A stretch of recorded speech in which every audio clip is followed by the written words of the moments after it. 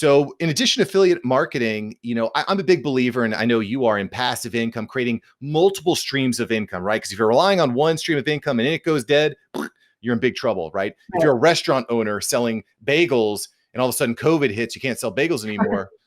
Whew, scary stuff. Mhm. So what are some other ways that we can create cash flow from our YouTube channel, Marissa?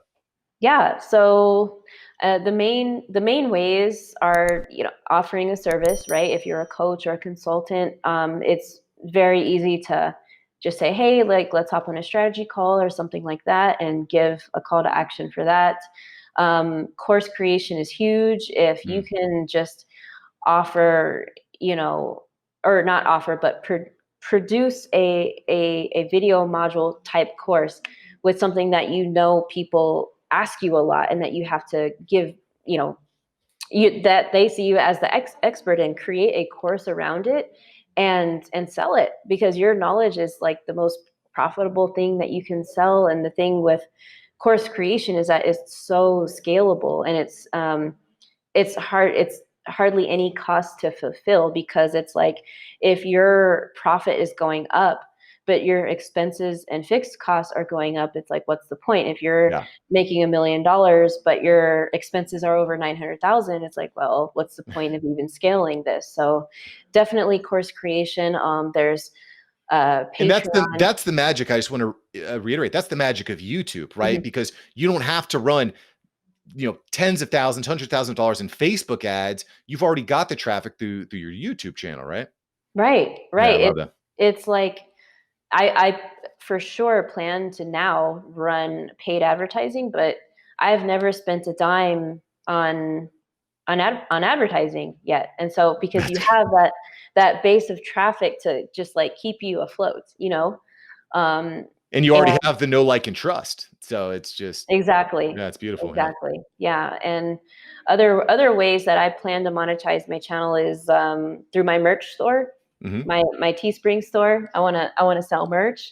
And there's a lot of creators that have like crowdfunding, like a Patreon account, where it's a subscription based product that you offer exclusive content, or goodies behind the scenes, whatever, to an audience that subscribes to your content. So yeah, there's so many creative ways to monetize a channel. Yeah, I love it. You're only hindered by your creativity. I think that's really cool. I want to talk about your course creation a little bit, Marissa. So the course is Subscribers to Sales, essentially teaching people how to do exactly what we're talking about here, but look, in 30 minutes, we can only touch the tip of the iceberg, so to speak. But what went into your course creation? Like, on a scale from 1 to 10, how difficult was it? Tell us a little bit about your process from saying, I want to create a course, to I have a course. Tell us about that process. It took a while. It's something that I thought would be easier, but it's just it was not. Well, because as a YouTuber yourself, you've already got a lot of the skills that are needed to create video. Right. Right. It took 7 months, the process from beginning to end, and it was a lot of just outlining the flow of what you want to take your students through, like a beginner, right?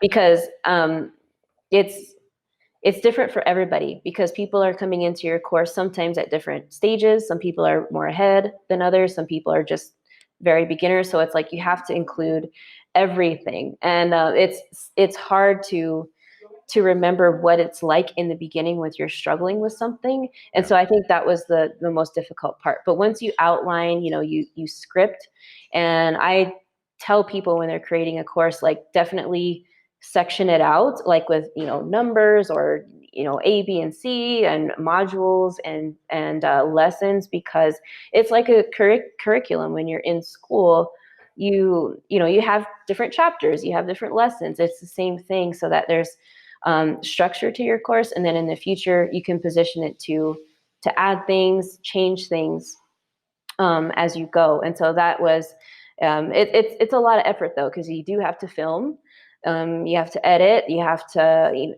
for me, I like to pay attention to details. I create thumbnails for all my different video modules, so that like where exactly you are. There's worksheets, there's guides, there's all there's a lot of stuff. So I mean, and it all depends on like as well, like the price point you're selling at. Because Mm, not all of that would have been necessary if I was selling it for $100 or yeah. 200. So Well, because you yeah. probably felt compelled to say, hey, if you're going to spend the money, you're going to spend the time. I want to make sure you have an amazing experience when you Mhm. get into the course, right? Exactly. Yeah. Exactly. I mean, I think it's a really easy trap to fall into. I kind of joke around with my wife about this. Before we bought our first house, she's watching these, house buying shows on television. In 30 minutes, they find the house, they move in, they clean it up, and then it's beautiful, right? We bought our house. She's like, this is nothing like on TV, right? Right. It's kind of amazing where, everything takes longer than you initially expect. If you were to go back, Marissa, and you could do one thing differently with your course, is there anything that you would have said, I would do this a little bit differently from the get-go? What's a little takeaway we can take from that? Um, that's interesting. I hope this doesn't sound bad, but I don't think I would do anything different because I took so much time to really map it out and get behind Mm, the head of my student. Of course, now like I'm redoing a lot of things just because of feedback and suggestions and stuff that I have from the students. But I think that the most important thing is don't rush it.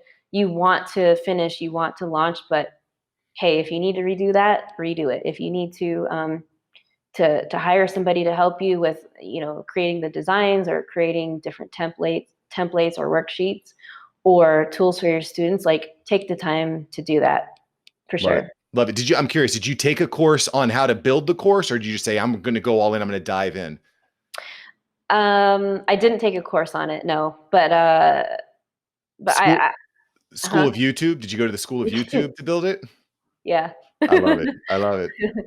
I'm the Yeah. same way. I basically do everything off of YouTube, but now I'm kind of in this point where I'm thinking like, maybe it's worth spending that money up front to take the course so I can just skip all those potholes instead of like, we could just absolutely speed up your process. I know when I built my podcast experience out for the first time, I could have done it in a quarter of the time if I would have had the right fundamentals. And of course, when you're Mhm. learning from a pro like Marissa Romero, you're going to grow your YouTube channel way, way quicker as well. Wait, I'm telling you, listen, ladies and gentlemen, I'm telling you. All right. Thank you so much for watching. I'm glad you enjoyed this episode. I've got several other episodes right here for you. Smash one of these videos to make sure that you don't miss out on the tips, tools, and tactics of industry experts. Let's take that side hustle full time. Smash one of these links.